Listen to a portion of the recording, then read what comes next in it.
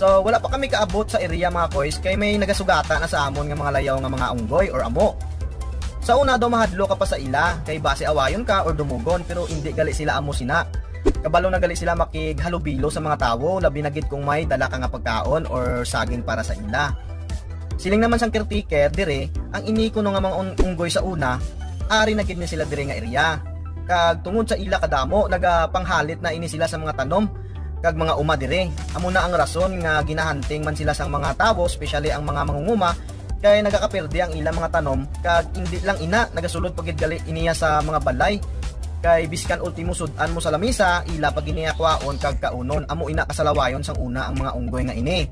Amo na nga nagdesisyon ang lokal nga pamalaan sang Santa Catalina nga hatagan sang binulan nga mga pagkaon ang ini nga mga unggoy para hindi na sila makapanghalit sa mga tanom kag maprotektahan man sila sa mga tawo nga muhanting sa ila para sila himuon nga sudan.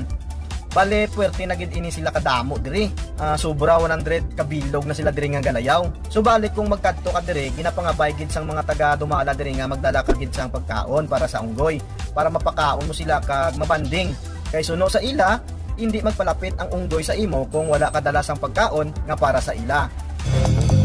Taga Negros taya, damo di tiyada.